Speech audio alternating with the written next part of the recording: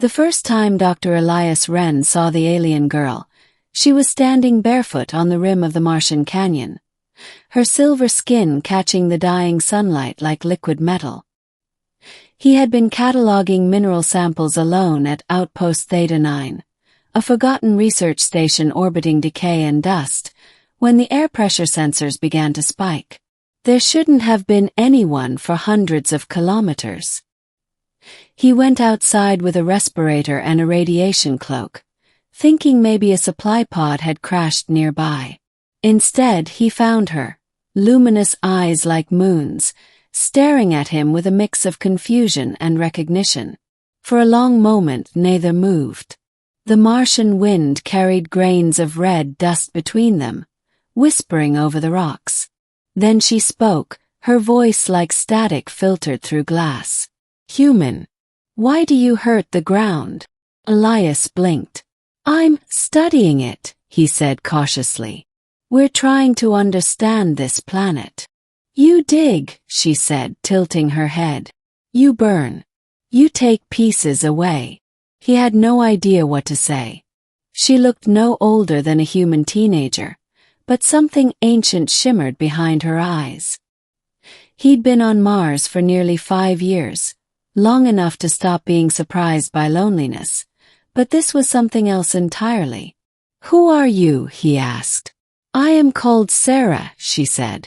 "And you are the first to listen." That night, back in the outpost, Elias tried to convince himself he'd hallucinated her.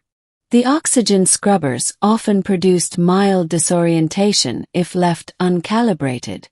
But the next morning, he found the soil around his dig site smoothed over, the sample containers neatly closed, and a small spiral carved into the sand, glowing faintly. Over the next few weeks, she appeared again and again, always without warning, always where the Martian landscape seemed most barren. Sarah spoke little, and when she did, her words carried a strange gravity. She asked him questions no instrument could answer. Why do you name things that already exist?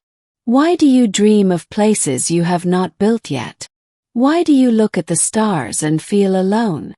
Elias found himself answering honestly, more honestly than he'd spoken in years. "I think it's because we want to belong to something bigger," he said once. "But we don't know what that is yet." She nodded, touching the ground. "You look for home everywhere," she murmured, "even when it is beneath your feet." Months passed. Communication with Earth was sparse. The delay had stretched to nearly 20 minutes each way after a dust storm damaged the satellite array. Outpost Theta 9 was effectively cut off. Elias didn't mind anymore. He had work. He had company of a sort. Sarah began showing him things, not just words but memories. When she placed her hand on his forehead, he saw glimpses of a world long gone. Vast cities of crystal buried beneath the Martian crust, oceans of liquid methane reflecting a red sky, her people walking in harmony with the wind and stone. They had called themselves the Solari. They had not died in war or famine. They had simply faded, absorbed by the planet they had loved too deeply to abandon. "We chose to rest," Sarah said once, her voice soft. "But I remained. To remember." "And now you're alone," Elias whispered. She looked at him and for the first time smiled, small but real. "Not anymore." Then came the message from Earth. The United Terran Coalition had decided to decommission the outer stations. Funding had dried up. All personnel were to return home within 30 sols. Theta 9's mineral archives would be sealed, its energy reactors powered down permanently. Elias read the transmission 3 times before he turned off the monitor. He went outside. The Martian horizon was on fire with sunset, a vast wash of crimson and gold. Sarah appeared beside him, as if the light had shaped itself into her form. "You are leaving," she said. It wasn't a question. "They're shutting everything down," he said quietly. "I don't have a choice." Humans always say that, she murmured. He frowned. What do you mean? You believe choices belong only to those who command you. But even silence is a choice. He wanted to tell her she was wrong, that he'd given everything to this mission. His career, his youth, his body worn down by thin air and isolation. But the words caught in his throat. Because somewhere deep down he knew she was right. What happens to you when I leave? He asked. Sarah looked toward the canyon. I will remain. The stars remember me. He hesitated. You could come with me. Her eyes shimmered faintly. The air beyond this world would unmake me. I am bound to what you call Mars. My essence lives in its breath, its silence. Elias turned away. Then this is goodbye. Perhaps, she said. But not the kind you understand. The final days were a blur of preparation. Elias packed data drives, sealed research samples, and transmitted final logs.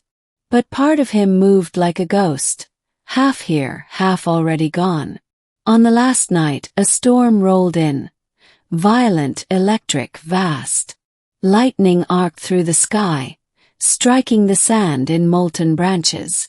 The power grid flickered, failed, and the entire outpost went dark. Through the storm he heard her voice. Elias! He stepped outside without a suit. The air tore at his lungs, but he didn't care. She stood at the edge of the canyon again, her light brighter than the storm. You should not be here, he gasped. Neither should you, she said gently. But you came anyway. She reached out her hand. He hesitated, then took it. Her skin was cool, like starlight trapped in glass. Why are you doing this? He whispered. Because you never asked for anything, she said. And still you gave me company. That is rare among your kind. A pulse of energy rippled from her touch, flowing into him. Not painful but vast. For a moment, he saw everything. The Martian core glowing like a heart, the silent ruins beneath the crust, the long memory of a world that had waited eons to be heard. When the light faded, Sarah was gone. Rescue arrived 3 days later. They found him unconscious but alive. His vitals strangely strong despite prolonged exposure to radiation. When he awoke aboard the return vessel, Earth was already a small blue glimmer ahead. He tried to tell them about Sarah, about what she'd shown him, but the words came out wrong. Too human, too small. The scientists dismissed it as hypoxia-induced hallucination. Yet when he closed his eyes, he could still feel the pulse of her gift deep in his chest. His dreams were no longer empty. He saw patterns in the dust storms, whispers in the static of planetary radio. And one night, as the ship crossed the threshold of Earth's orbit, a faint voice echoed in his mind, not through speakers but through memory. Human, Sarah said softly. Now you carry us both. He smiled. I'll remember. Outside, Earth's dawn rose over the curve of the atmosphere. Blue and gold, alive and endless. Elias pressed his hand to the glass, feeling the heartbeat of 2 worlds in one chest. The alien girl had vanished. But her reward, the memory of belonging, remained forever.